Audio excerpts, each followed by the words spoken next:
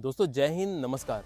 दोस्तों अभी latest report के अकॉर्डिंग रक्षा मंत्रालय ने संसद की स्थायी समिति को अपनी एक रिपोर्ट सौंपी है, जिसके अंदर की रक्षा मंत्रालय ने भारत सरकार को यह बताया है कि इस समय देश की सेना तकरीबन 1 लाख जवानों की कमी से जूझ रही है। जवानों के साथ साथ तकरीबन 17% की ऑफिसर्स की भी कमी बताई जा रही है। दोस्तों इस चीज़ को जानकर शायद कई लोगों को हैरानी नहीं होगी और कई लोगों को यह लगेगा कि यह बहुत ही छोटी चीज़ है और एक डेवलपिंग कंट्री को डेवलप बनाने के लिए इस तरह की चीज़ें करना ज़रूरी है, डिफेंस बजट को कम करना ज़रूरी है। पर दोस्तों मेरा पर्सनल ओपिनियन यही है कि यह देश के युवाओं के साथ में है, जो कि देश की सेना के लिए काम करना चाहते हैं, देश के लिए वह काम करना चाहते हैं और वह अपने मन में सपना सँजोकर बैठे हैं, वह देश की सेना में जाना चाहते हैं। यह उन सभी युवाओं के साथ में, उन बच्चों के साथ में बहुत बड़ा धोखा है। इतनी सारी वैकेंसीज़ खाली होने के बावजूद भी अगर आप कोई भर्तियाँ नहीं कर रहे हैं या फिर आप भर्तियाँ कम कर रहे हैं, तो यह उन बच्चों के साथ में सरासर धोखेबाजी है। उन बच्चों के साथ साथ दोस्तों जो सैनिक इस समय देश की सेना में सेवारत हैं, जो हमारे यहाँ सर्विंग सोल्जर्स हैं, या उनके साथ भी बहुत बड़ा खिलवाड़ है।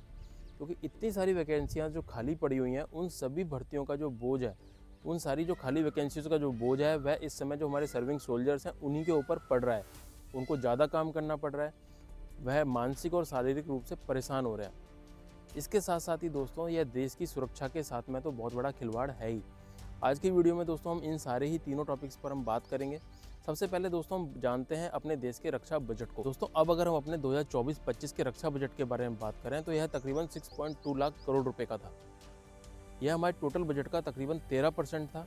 और अगर अदर सर्विसेज की बात करें, यानी अगर हम हेल्थ की बात करें, एजुकेशन की बात करें, तो उसके मुकाबले में यह काफ़ी ज़्यादा है, क्योंकि इन सर्विसेज के ऊपर काफ़ी कम खर्च किया जाता है।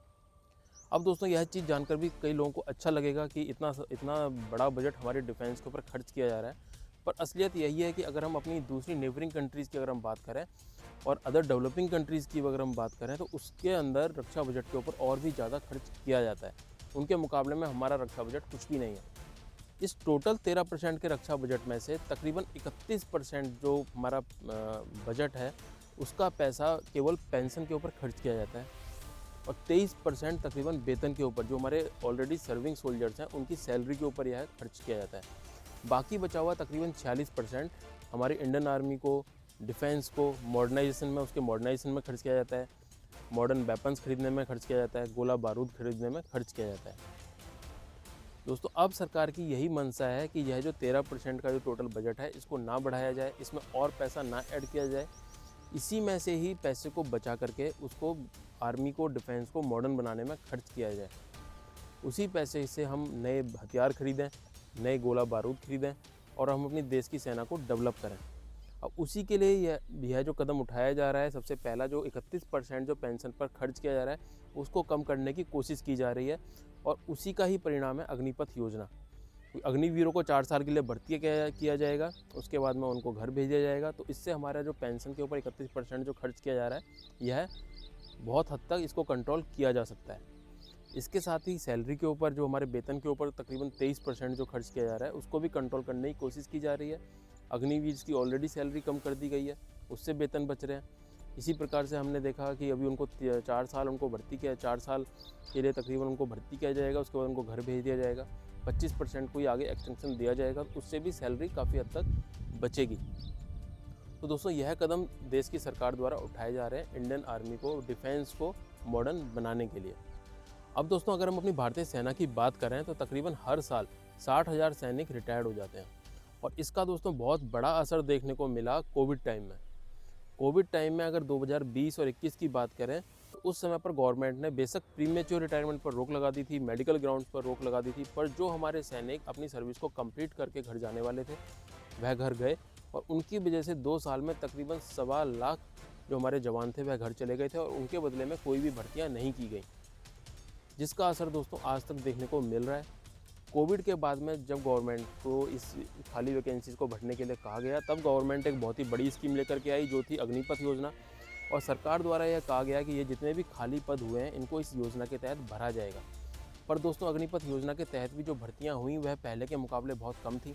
अगर आज के समय की बात करें तो हर साल तकरीबन 40,000 ही सैनिक हमारे भर्ती होते हैं और उसके अनुपात में तकरीबन 60,000 सैनिक हमारे हर साल रिटायर्ड हो जाते हैं।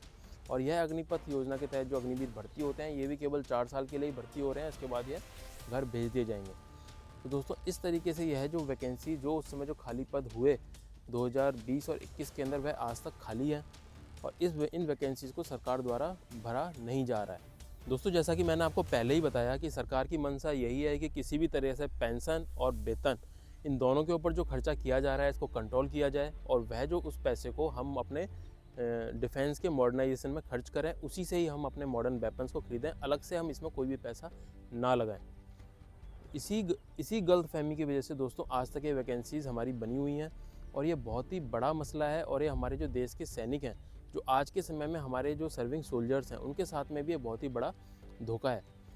दोस्तों, हमारे जो इंडियन आर्मी की जो ज़्यादातर जो हमारे सैनिक हैं वह कुछ ही समय के लिए पीस में आते हैं। हमें सभी को पता है वह तकरीबन 3 साल के लिए पीस में आते हैं और फिर 2 या ढाई साल के लिए वह फील्ड में चले जाते हैं। पर आज के समय में यह माहौल सेना के अंदर बना हुआ है कि वह जो 3 साल का जो टेन्योर था, उसको भी दोस्तों फील्ड में ही उनको ज़्यादातर अपना काटना पड़ता है। वह अपने पीस टेन्योर के लिए आते हैं, राजस्थान, यूपी, हिमाचल या हरियाणा के अंदर आते हैं, पर किसी ना किसी टेंशन की वजह से फिर उनको कभी चाइना बॉर्डर पर भेज दिया जाता है, कभी उनको पाकिस्तान बॉर्डर पर भेज दिया जाता है, क्योंकि आज के समय में इतनी जो वैकेंसीज़ हैं वह खाली पड़ी हुई हैं और इस तरह के जब भी टेंशन्स बनती हैं बॉर्डर के ऊपर, तो उसको हैंडल करने के लिए उस संख्या के अंदर हमारे पास में सैनिक अवेलेबल नहीं है। इसी वजह से जो हमारे सैनिक पीस के अंदर अपना टेन्योर काट रहे होते हैं, उनको कुछ ही समय मिलता है अपने बच्चों के साथ में समय व्यतीत करने के लिए, उसको उस समय पर उठा करके बॉर्डर पर भेज दिया जाता है।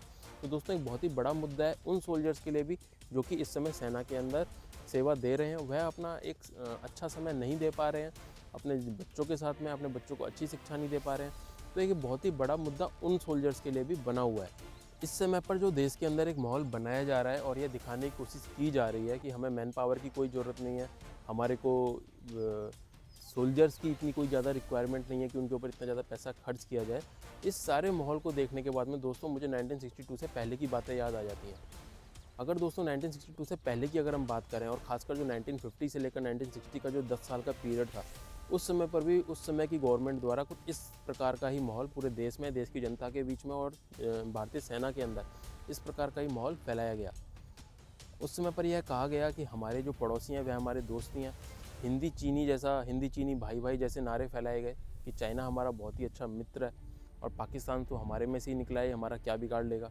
और रही बात भूटान और नेपाल जैसी कंट्रीज़ की, इनको तो हम ऐसे ही देख लेंगे। श्रीलंका, भूटान, नेपाल, ये तो बहुत छोटी छोटी कंट्रीज़ हैं, इनको तो हम ऐसे ही देख लेंगे। तो हमें क्या ज़रूरत है अपना इतना सारा पैसा रक्षा पर खर्च करने की।